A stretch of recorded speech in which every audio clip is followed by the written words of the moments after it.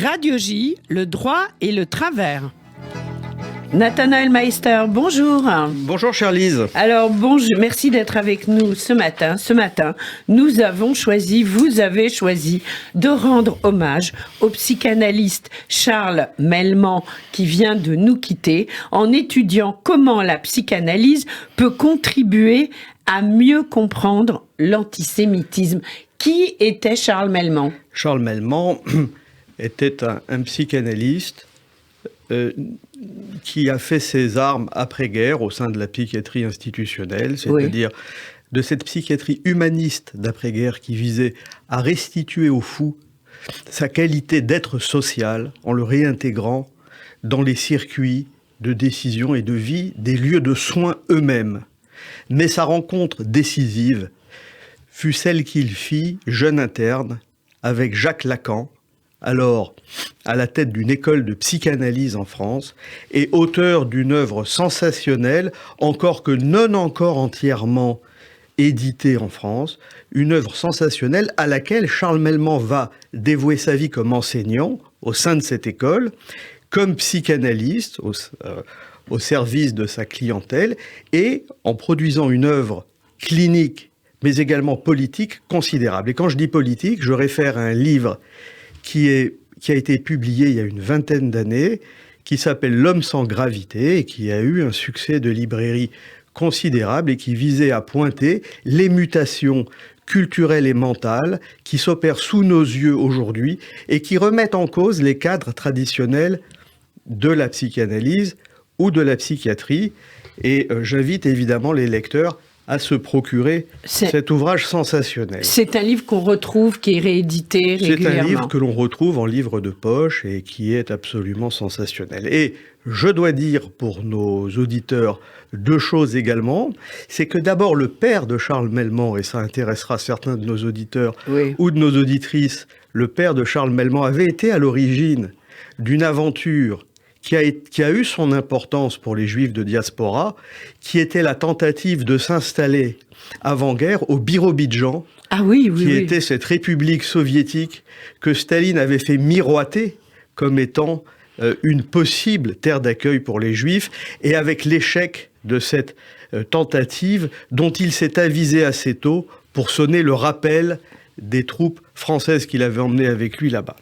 Et donc, en fait, les parents de Charles Melman étaient partis au Birobidjan. Exactement, avec le jeune Charles Melman, âgé d'1 année. Oui. Ce qui est tout de même un événement que l'on peut rappeler et qui nous met directement en relation avec une époque qui paraît à la fois lointaine et si proche. Et on peut rappeler que Charles Melman parlait yiddish couramment, évidemment, puisque c'était aussi d'ailleurs la langue de ses parents et celle du Birobidjan. C'était la langue de ses parents, et je dois dire que ça lui donnait certainement une proximité et une compréhension de l'œuvre de Freud, qui était une œuvre écrite en allemand, et grâce à laquelle, sans aucun doute, il se retrouvait en familiarité et parfaitement en écho avec les thèses les sons, etc. Exactement. Oui. Alors, je dois dire également qu'il faut rappeler qu'il a été très présent lors de l'affaire Sarah Halimi. Alors oui, parlons-en. Cette affaire qui n'en finit pas. Il y a bientôt un livre qui va sortir auquel vous avez participé. Comment a-t-il été présent et comment a-t-il vécu les choses ? D'abord, je dois dire qu'il ne supportait pas, ayant vécu la guerre, les arrestations, les déportations, les massacres en France, enfin de juifs français et de juifs en Europe de l'Est. Il ne supportait pas l'indifférence qui pouvait s'exercer vis-à-vis de cette femme âgée qui avait été torturée, tuée, défenestrée, sous les yeux d'un nombreux voisinage réduit à l'impuissance.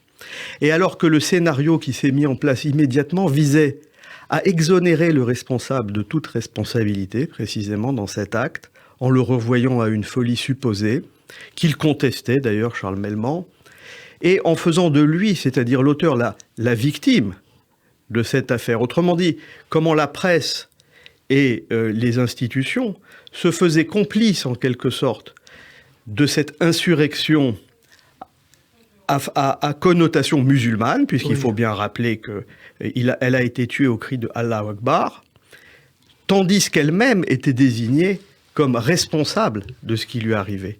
C'est-à-dire que dans ce cas, comme dans l'affaire Ilan Halimi, c'est le juif lui-même qui paraissait porter la responsabilité de son sort.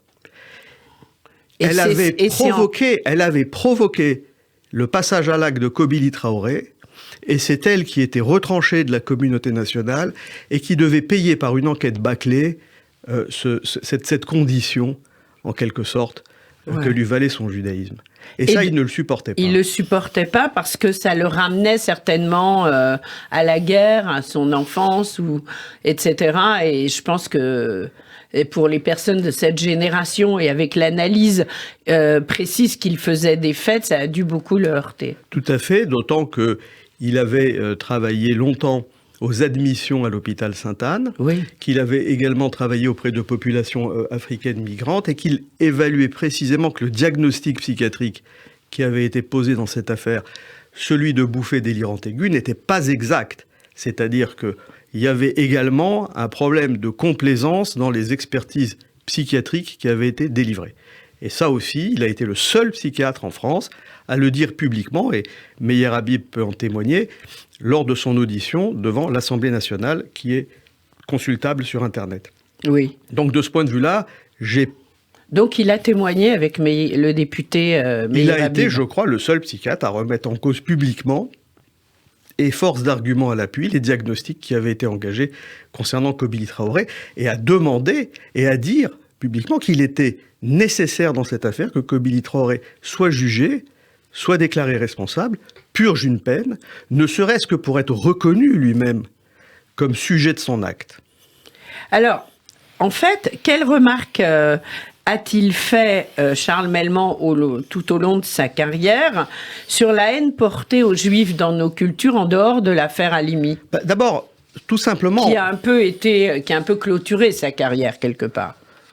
C'était vers la fin de sa carrière. C'était vers la fin de sa carrière. Oui. On peut noter qu'il est tout à fait intéressant que ce soit la psychanalyse, finalement, qui hérite de cette question de la haine des Juifs. La philosophie semble être complètement désinvestie de cette réflexion, et ce sont les psychanalystes qui la portent aujourd'hui. C'est déjà en soi stupéfiant, et ça nous rappelle que Freud lui-même, en 1939, a écrit un livre qui s'appelle « Moïse et le monothéisme », dans lequel, très courageusement, il tentait de mettre à jour les motifs de cette haine des Juifs. Et parmi ces motifs, dont on peut penser qu'ils sont une avancée majeure de la psychanalyse, on relève tout simplement que le judaïsme est la religion aînée. Et que, à ce titre, elle est à la fois ancestrale et à l'origine. Et malheureusement, on constate qu'il y a une haine assez farouche dans nos cultures vis-à-vis de l'origine. Que cette origine est constamment désignée comme la cause des malheurs. Par ailleurs, on peut relever que les Juifs sont assimilés au décalogue, c'est-à-dire à cette loi révélée et qui est une loi répressive vis-à-vis des pulsions et répressive vis-à-vis de l'agressivité native et originelle vis-à-vis d'autrui.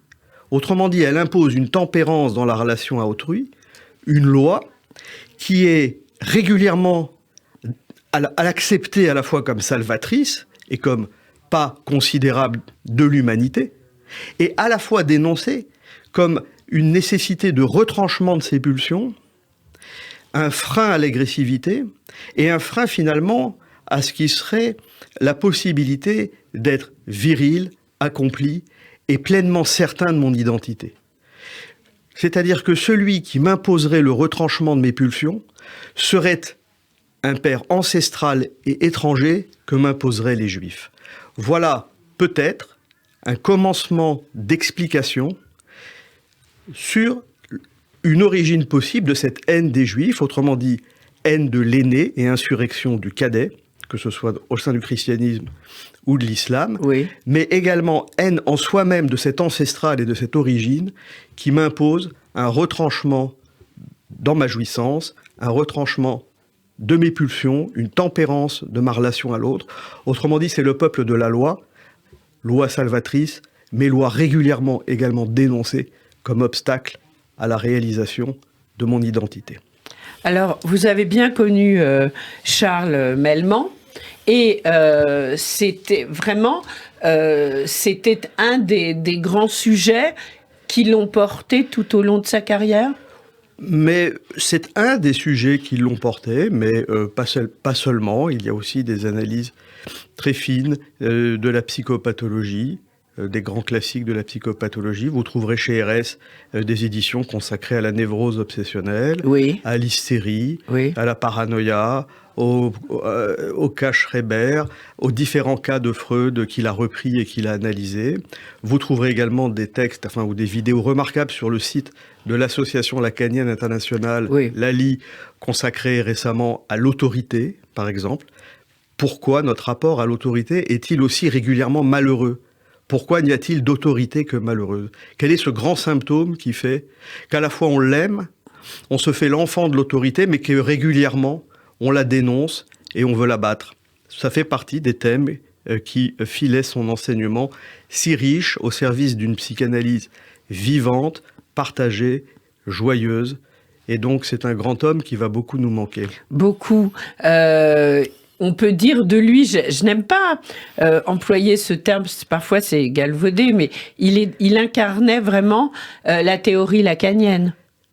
Écoutez, je ne sais pas s'il l'incarnait, il l'enseignait. Il l'enseignait. Il l'enseignait, mais il avait aussi, faut dire les choses clairement, il avait aussi son propre enseignement, sa propre pensée, son propre mouvement. Oui. Et s'il estimait à la fois devoir enseigner les pages merveilleuses de Lacan, qui est un auteur absolument merveilleux et lumineux, et dont je recommande la lecture, et dont la carence est notable actuellement dans le champ culturel. Je veux dire qu'il y a un phénomène d'ignorance et de rejet qui est tout à fait étonnant dans une culture évoluée comme la nôtre, mais également, il avait ses thématiques, son enseignement, son style, qui se démarquent parfois, et même régulièrement, de ceux de Lacan, et c'est ce qui fait l'intérêt de ce travail. Bien sûr.